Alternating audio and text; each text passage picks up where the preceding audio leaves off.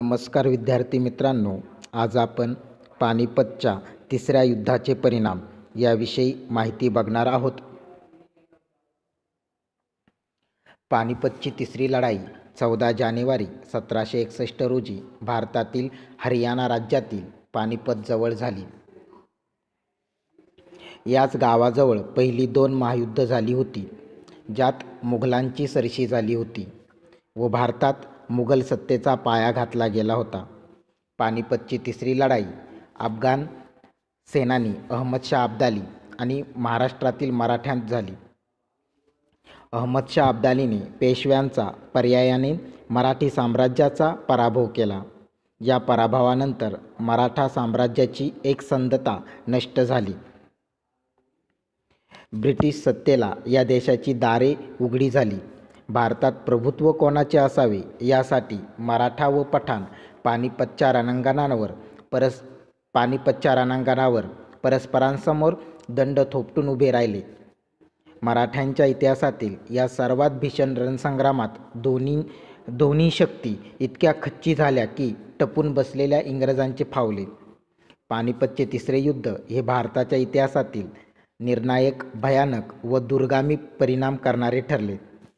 या युद्धात 1,00,000 मराठ्यांचे सैन्य तसेच एक अख्खी पिढीच गारद झाली. भारताच्या इतिहासाला विलक्षण कलाटणी देणाऱ्या या तृतीय पानिपतच्या युद्धाचे परिणामाविषयी आपण चर्चा करूया. लष्कराचे खच्चीकरण. मराठे प्रचंड सैन्यासह या युद्धासाठी गेले होते. आपला विजय निश्चित होईल हे जणू त्यांनी गृहीत धरले होते. परंतु तेथे गेल्यावर निर्माण झालेल्या परिस्थितीचा विचार केला नाही. त्यामुळे मराठ्यांसाठी ही एक महान शोकांतिका ठरली. या युद्धात मराठ्यांची संपूर्ण एक पिढी गारद झाली. लष्करीदृष्ट्या मराठ्यांना बसलेला हा प्रचंड हादरा होता. मराठी सत्ता दुर्बल झाली. पानिपतमुळे मराठी सत्ता दुर्बलतेकडे झुकली. त्यामुळे त्यांचे उत्तर हिंदुस्थानातील राजकीय जीवनच संपुष्टात आले. ते दुर्बल झाल्यामुळे दक्षिणेकडील आघाडीतूनही मराठ्यांना माघार घ्यावी लागली. अशा रीतीने मराठ्यांचे हिंदू पदपातशाहीचे स्वप्न साकार होऊ शकले नाही. मराठी सत्तेच्या वर्चस्वात घट. सन 1761 पर्यंत मराठी म्हणजे यश असे समीकरण निर्माण झाले होते. कारण ज्या वेळी मराठी दिल्लीकडे जात त्यावेळी तेथील जनता अक्षरशः भयभीत होत असे. म्हणजे मराठ्यांच्या पराक्रमाचा धाक सर्वत्र निर्माण झाला होता. उत्तर हिंदुस्थानातील मुस्लिम शासनकर्ते देखील त्यांच्याकडे मदतीच्या अपेक्षेने पाहत होते. परंतु 1761 नंतर मात्र उत्तरेत तशी परिस्थिती राहू शकली नाही. मराठ्यांचे वाढलेले महत्त्व पुढे कमी होत गेले. मोगल सत्तेचा अस्त. वास्तविक पाहता औरंगजेब बादशाच्या मृत्यूनंतर मोगल सत्तेच्या अस्ताला सुरुवात झाली होती.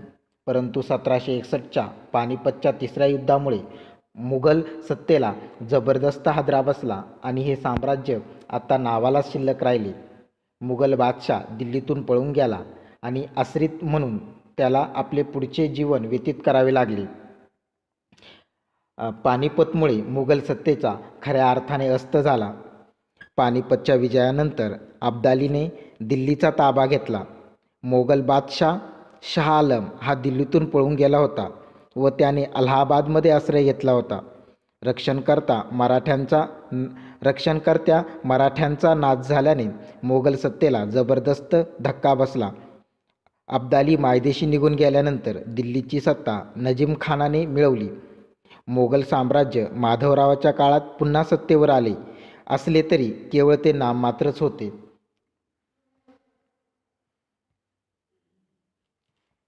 शीख सत्तेचा उदय. पानिपतच्या लढाईपूर्वी पंजाबमध्ये मोगल, मराठे, अब्दाली व शीख यांच्यात प्रखर सत्ता स्पर्धा सुरू होती. पंजाबचे मूळ मालक शीख असूनही पंजाब त्यांच्या मालकीचा होऊ शकत नव्हता. कधी मोगलांच्या, कधी अब्दालीच्या तर कधी मराठ्यांच्या ताब्यात जात होता. सरहद्दीवरील प्रदेश असल्यामुळे सतत परक्या आक्रमणाचा धोका असल्याने शीखांना त्यांच्या अत्याचारांना कायम तोंड द्यावे लागत होते. पानिपत युद्धामुळे ही परिस्थिती बदलली. मराठ्यांचा पराभव झाला व अब्दालीही अफगाणमध्ये निघून गेला. त्यामुळे पंजाबमध्ये शीखांची सत्ता स्थापन होऊ शकली. इंग्रजी सत्तेचा चंचू प्रवेश. पानिपतच्या युद्धातील पराभवामुळे इंग्रजांना बंगालमध्ये आपल्या सत्तेचा पाया घालण्याची संधी मिळाली. गो. स. सरदेसाई यांच्या शब्दात जर सांगायचे झाल्यास, पराभवामुळे उत्तर हिंदुस्थानात सत्तेची जी पोकळी निर्माण झाली आणि ती पोकळी भरून काढण्याचे कार्य इंग्रजी सत्तेने केले. इसवी सन 1757च्या सुमारास बंगालमध्ये ज्या घडामोडी घडत होत्या तिकडे मराठ्यांना लक्ष देता आले नाही, कारण ते पानिपतात गुंतलेले होते.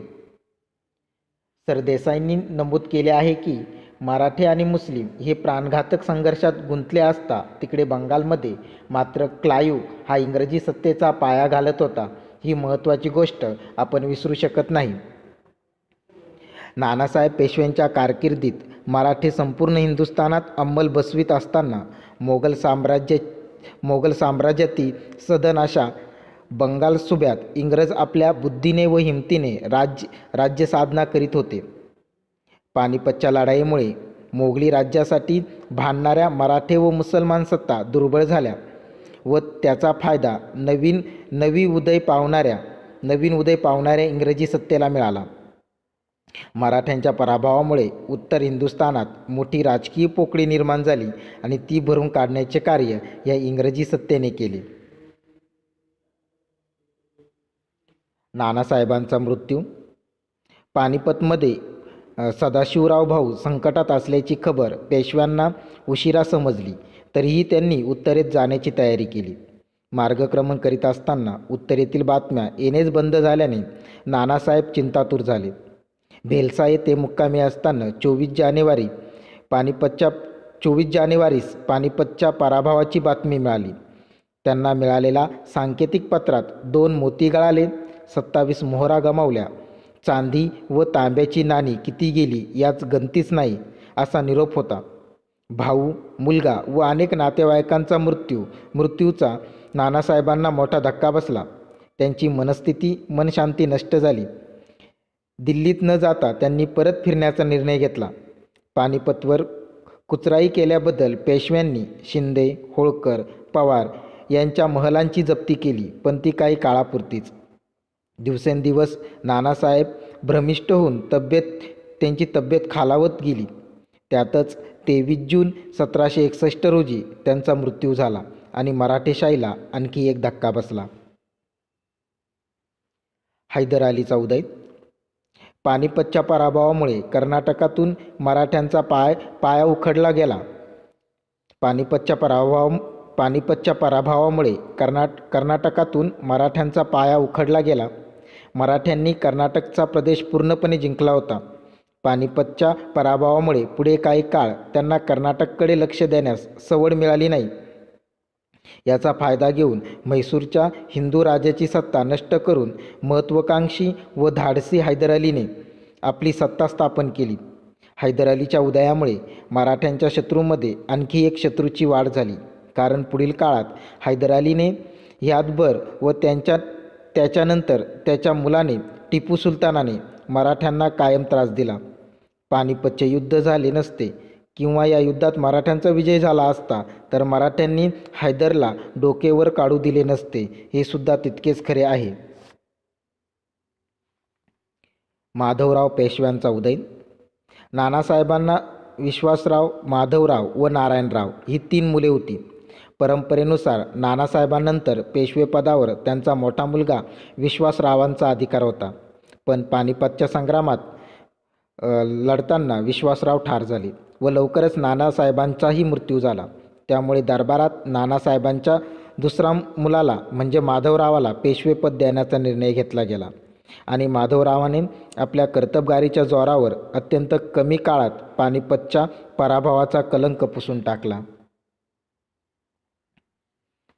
अशा प्रकारे आज आपण पानिपतच्या तिसऱ्या युद्धाचे परिणाम याविषयी माहिती बघितली. धन्यवाद.